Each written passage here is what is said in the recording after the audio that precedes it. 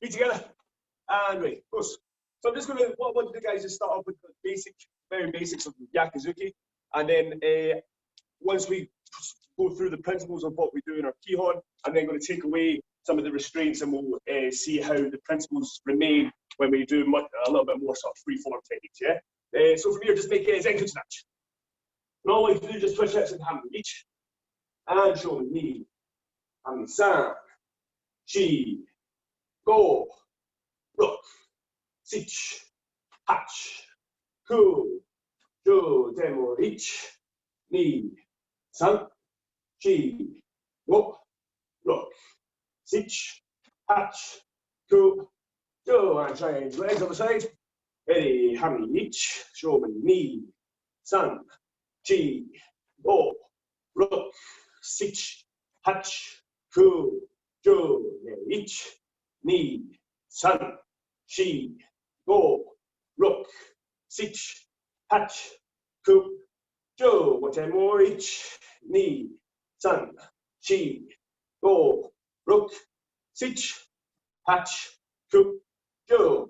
Oh yeah, so things I like to pay attention with when we're just twisting the hips from hammy to showing is just what we're doing with our lower body. So first thing is this leg control, yeah? So I'm using my outer thigh muscle to constantly micromanage my stance. So when I'm twisting into hammy, my knee naturally wants to follow and pull in. I'm using my IT band and my outer thigh muscle to pull my knee this way as I open my hips up. And then using my inner thigh muscle to squeeze my knee in as I push forward. That way my knee doesn't follow me side to side.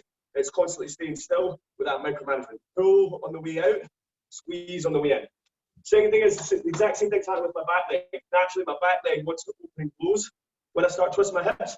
I want you to inner thigh muscle to keep your knee in. So when I rotate back, my knee's staying on that straight line. When I rotate forward, I'm then using that back leg to push my hip in. Yeah, so this should still stay straight when I'm using it to push forward. I want everything going in that straight line. When I come back, when I come forward, that knee doesn't buckle side to side, yeah? So just try that a few times by yourself, guys, when you're twisting. Try and keep that stance structure still, yeah? Just a few times by yourself. Guys, yummy. So what I want you to think about, guys, when you're twisting is, depending on how flexible you are, is how far your hips can go back, yeah? What I want you to try and feel is when you're opening this up, is you're feeling the sort of this tension build on your front leg. You want to feel like tension in your stance at all times. You never want to be loose with your legs, yeah? Your legs never really want to be relaxed when you're in these positions. You want to keep your stance, this sort of shimmy, this engagement of your stance, yeah? This internal tension. So when I open up, I'm not letting my legs relax and then trying to keep them still, because what happens is my structure then begins to break. I'm keeping my stance, like my legs are locked in like all the time. There's no relaxation there really. I've constantly got like this pulling and pushing feeling, no matter what position I'm in. I'm making sure that I'm super engaged, especially across here when I come back. Quite a lot of you, when you're pulling back, you're either your body weight coming back like this, or your legs pulling in like this, yeah? Really feel like you're getting this stretch across the inside of your thigh here, yeah? When you're pulling this way, feel that stretch, really feel that leg sort of trying to fight against the way that you're pushing it, yeah? That is the attention that you're going to use to release forward to quickly drive into showman, yeah?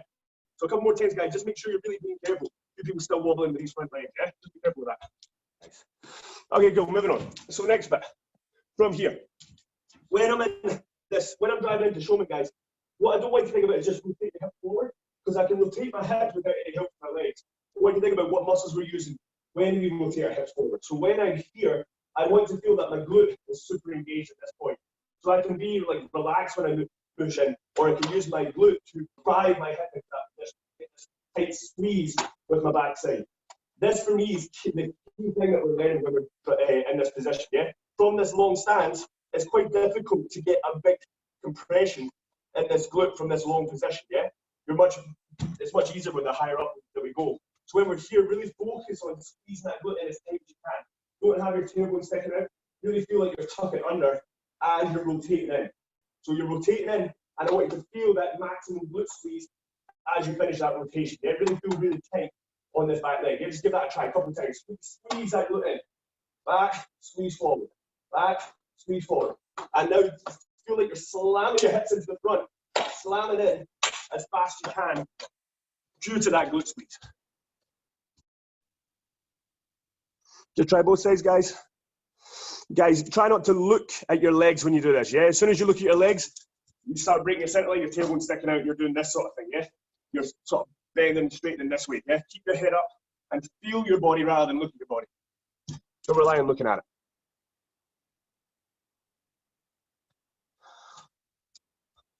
Okay, good, Yanni. Okay, so let's add in the upper body. So the thing that I want to really focus on is this glute. Yeah, this back glute. I've been playing about, like, nobody punched, so I've been punching the macro bar myself. And I've been thinking about what we use to generate power. And a lot of people talk about back leg drive in order to create power. I don't really think the back leg is needed so much as the glute engagement. Specifically, a lot of people focusing on straightening their legs. To generate power from my back leg, I don't need to straighten this. We train that way because straightening this leg is the best way to engage the muscles we use to generate power. That's a good way of engaging them. So think about when we punch, the straightening of this leg is timed at the same time as the straightening of this arm. So what I don't want you to do is start with this leg engagement, start with this leg push, and then punch. I don't want this 1-2 happening just now. I want this to be at the same time. So as soon as my glute starts to engage, my hand is leaving my hip. So I want you to do that slow just now, guys, and try and get this timing. As soon as I start moving, my hand is coming out, and they're locking in at that final position together, yeah? So from here, that timing of moving at the exact same time. Really tough training, guys. Most people, when we do this, hips will definitely finish first, your hand will finish last. I don't want to have that off time and try and train it so that our punch and our glute squeeze are happening at the exact same time. They're both the same thing, yeah? That glute is the thing that's making me punch, okay? Just try and time that a few times by yourself. And yeah, guys, so almost everyone has, like, this is happening first, and then you're going. You're having this 1-2, 1-2, and that's natural because the distance from being in hikite to a punch is much longer than the distance that my hip has to travel. The reason that we practice trying to get it out at the same time is just to make the connections between our brains and our arm faster, yeah? If I try and time this, my arm is going to be able to accelerate faster the more I practice that, yeah? That's the only reason I want to do it, because naturally we're in this sort of position. And when our hip and elbow are at the same distance, that distance evens out a bit. And it's much easier to time these together when we're in that jukai position. I think one of the main reasons we always punch from hikite though is to try and get this arm accelerate faster than normal, yeah? So we try and release these at the same time, finish at the same time. Our arm's going to get much faster, yeah? So when you're practicing, guys, think about releasing everything together, as difficult as that is, yeah? A lot of people doing this 1-2, that becomes a bit of a habit, yeah? Try and break that habit and have everything going out at the same time, get your arms moving faster. Goes? Cool. Okay, so moving on from there, guys. I was thinking, like, the other day, one of the Sensei said the other day, you need to have an anchor point to create power. And that's true to a point, but like you can create power without having this back leg on the floor. So what I want you to do just now, guys, is like, you'll see this a little bit, so I just want you to lift one leg off the floor. And I want you to punch with your right hand as hard as you can. And pay attention to what your body does naturally. What you'll find is when you do it, this leg will kick behind you, like this. You'll have this sort of motion. And you'll see this, like, in a lot of kickboxers do this sort of Superman punch. And it's essentially the muscles that are going to engage when we do this are the muscles that I want you to engage when we put our feet back on the floor. My glute's going to engage, which is going to send my leg back. It's going to be this squeeze here. So what I want you to do is just lift your knee up to the front and punch forward and feel what happens naturally when you have that leg off the floor and you try and punch full power forward, yeah? Let's give that a try, 10 times each leg. So guys, don't force this movement, yeah? Quite a few of you like forcing this out and doing this sort of thing. No, I want it to be, it needs to be natural, otherwise it's just you stand on one leg looking silly, yeah? Think about, if I was to throw a punch as hard as I can with my leg off the floor, what happens? So don't think about my leg has to now go behind me. Just think if someone was standing there, you were going to hit them as hard as you can with your leg off the floor, how would you do it? What happens? You'll find that this naturally goes behind, yeah? So don't try and make it a shape. Let it be a result of you throwing your power forward as far as you can, yeah? Keep trying. So you'll notice, guys, when you do it, your leg doesn't straighten, it stays bent, and it's your glute that sort of tightens up. Your glutes and hamstrings tighten up a bit. You're not really straightening your leg. So what I want you to do now is from the Zenkutsu dash, think about those same muscles. So when I'm here, it's that glute squeeze that I'm feeling. I want you to feel the same muscles engaged that you just done there when you're punching there, and feel what muscles are actually useful. Don't worry about your form, you can lift your heel off the ground, but think about what muscles you're engaged in order to send power forward. Yeah? This anchor point, you can be on the ball of the foot, but it's your hamstring and your glute that are engaging the most here. So I want you to feel a stretch on the front hip flexor as you drive this punch in. Yeah? So you can lift your heel off the floor, drive in, but I want you to feel this glute and hamstring tighten up as you throw that punch out. Yeah, give it a try. A couple of times each leg. Guys, I'm relaxed. Okay, so that's the basics. Yeah, the basic thing that I want you to get, the two things that I want you to avoid doing is thinking about just straightening your back leg and thinking about just turning your hips. Yeah, I want you to think about your glute being the thing that accelerates your hips to sort of slam in as fast as you can. Now, I don't really need to have much my heel. I don't need my heel on the ground for that. I just have to have this leg engaged. So my calf, hamstring, glute pushing forward. So all I want you to do is come into this sort of natural stance, this Sensei. And all I want you to do from here is just twist into this knee. So this knee is going to stay where it is. I just want you to turn your hips as fast as you can and feel those muscles in your leg engaging to slam close. Don't let this knee open. Keep this where it is, yeah? Just to the count. Ready? Each, knee, sun, chi, go, rock, sit, hatch, coop, jove, and other side. Squeeze it into this side. Still keep this inner thigh muscle engaged so that knee doesn't open up. Keep your knee still. Close those hips. Each, knee, sun, chi, go, rock, sit, hatch, coop, jove. So what I want you to feel, guys, is the inner thigh muscle squeeze, that glute squeeze, in order to close in to this one point. So imagine like this is your hinge. Use your inner thigh muscles to make sure the hinge doesn't become compromised or move. Use your inner thigh muscles to keep this hinge still, and then you're using your glute to slam your hips closed in together in this move. And it's from this back glute squeeze that I'm doing that. I can just rotate and not engage this leg at all.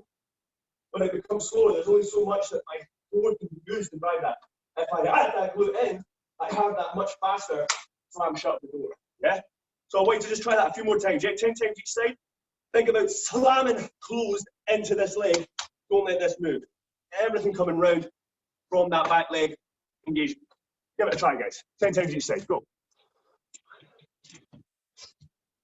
Okay, yummy, guys. So with that hip movement, now all I want you to do is just make this, put your left leg forward slightly, and still think this is this hinge. Yeah? If the hinge moves, then the power is going to lose control. You're going to lose control of your body, and your power is going to go off in a different direction. You're keeping this there so that your power is being focused into this one point. And all I want you to do is bring your hands up and think that glute is the thing that's sending my hips round, which is sending my hand out all at the same time. So that squeeze to drive in. That squeeze from here to send my hand out. And it's this engagement here, yeah, that I'm really looking for. This squeeze of my back glute when I punch, yeah? Just give that a try. Ready? Each, knee, sun, chi, go, rock, sit, hatch, coop, jove. And change legs. Again, big focus on that glute and keeping this inner thigh muscle engaged. Each, knee, sun, chi, go, rock, sit, hatch, coop, jove. Okay, just do that 10 more times by yourself. 1 second, guys. So what I'm not doing, guys, like, don't be focused down by what we're doing in Kihon now, yeah? Be much more freer. From here, I still see people with their foot flat on the floor. When my foot is flat on the floor, that's limiting the amount of I can rotate. It holds me back and it slows me down. But allow your hip to bring that heel up, and allow the glute engagement to bring that heel up, yeah? Calves are going to be used as well. Like, if you keep your foot flat, you're limiting the amount of muscles that we can use from our legs. Heel off the floor, more muscles, you can engage more with this heel up than with this heel down. This switches off a lot of that. You want to allow this to compress in, so get your heel off the floor. Thing is, guys, don't feel the need to always move your front foot forward, yeah? I want that quick slam into this position. Like, this in itself, the fast close of my hips is what I'm using to generate power. If I release this, it stops my hips from closing, and like, if you're turning fast enough, you're going to end up going out to the side, yeah? Keep this as your anchor foot. This is the one that's staying still, and the thigh muscle squeeze, knees being facing the front. We're rotating into this front leg. don't hold the back leg down and move the front leg. Yeah? That's the opposite. Move your back leg, by all means, keep that front leg still. Yeah? 10 more times, give it a go. Okay, yummy. So guys, when I engage those muscles, it then doesn't matter what I do with my upper body. The fundamentals of that rotation are the same. So it doesn't matter what punch, what block or anything I'm doing. From this engagement here with my glute, slamming into that front hip, keeping this still, I can do whatever technique I want to do. Like, it doesn't really matter because fundamentally the hips are being used the same way. Yeah, so just very quickly, just try like a couple of different techniques and feel the lower body working the exact same way, whether I throw Yakizuki or Rashizuki or Urazuki, whatever it is. The hips are moving the same way, yeah? Just try a couple of times, just try these different angles and feel that the lower body's working the exact same way. Oh, it's Ross, Sensei. Yes. Tommy, do you feel a slight, when you're moving, do you feel a slight sinking into your left leg before you throw the technique? Yeah, because like when I rotate my hips in from that Shizen sort of position that I'm in, my weight is going forward, yeah? When I rotate my hip, my weight's going from that sort of middle position into the front leg. Yeah. Yeah. What I'm not trying to do is slam it, is making sure that front leg doesn't become affected when it takes out. I don't want it to buckle or move. I'm using that in the family to squeeze into that position, so my weight ends up in that front leg when I punch. Awesome. Oh, thank you. Okay, yummy. All right, run out of time, guys, very quickly. And the same thing can like be done when we're doing kicks. Like, so what I want you to do from here is think about how slamming this hip shut. And from this position, very important, I don't want you to move this leg. I want you to keep this leg completely still. So what you can do just now, if you don't have a lot of flexibility, is open your leg slightly, yeah? You can open your leg up, but make sure that this doesn't move. You don't want your knee wobbling side to side. And all I want you to do is just bring your leg round and back. Think closing the hips round and back. And this requires all that inner thigh muscle strength that we practice all the time from Zenkutsubashin and Hammy and Shomin.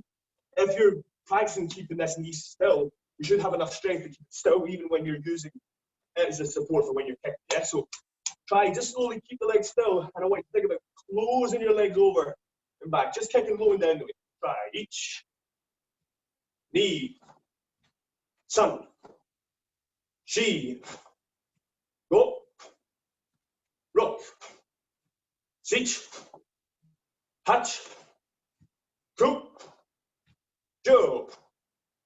And change legs. Keeping this knee still, and then each. Knee. Sun. Shi. Go. Rook. Sich. Hatch.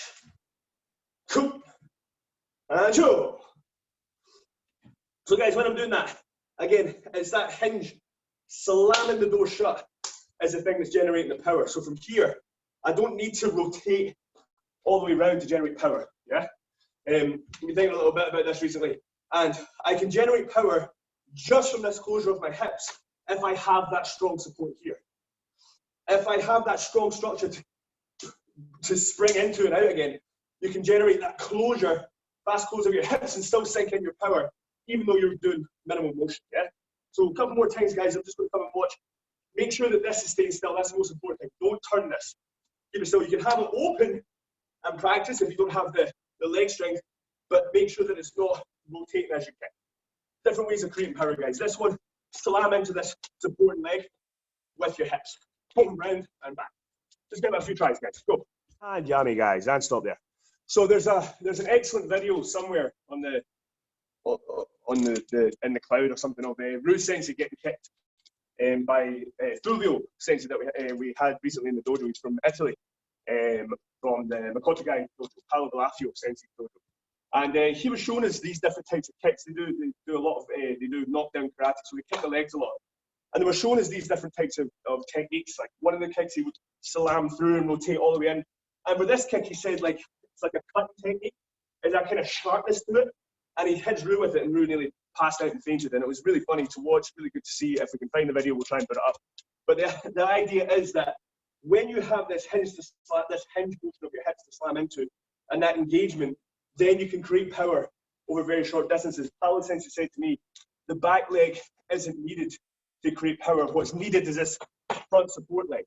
And if you can slam into that front support structure, your power is going to be slingshotted forward in a big way. And I was punching the Makiwara, and when I punch the Makiwara, I do this kind of technique here, is when I hit the hardest, this kind of Kagezuki feeling. And I'm realizing that I'm not actually driving off my back leg at all when I'm doing that. I'm engaging my glute as tight as I can, engaging my core, but I'm slamming into this lead leg in a big way. Yeah, so when you're practicing a technique, guys, don't reduce it to twist and push from your leg. You've got to understand what muscles are working, and the glute muscles are some of the, like, especially in the students I teach, they neglect this a lot because I can make this shape being relaxed here, but when you engage this position, that's when the power starts to come out, I think, a lot more, yeah, from that glute squeeze. So next time you're practicing, really think about what muscles you're using in order to generate power and what you're doing with your body to generate power. Right now, I'm obsessed with this. This glute squeeze is making a huge difference to the way I hit the Makiwara, the speed of my punches, thinking about that backside engagement, yeah? Something to think about, guys. Those?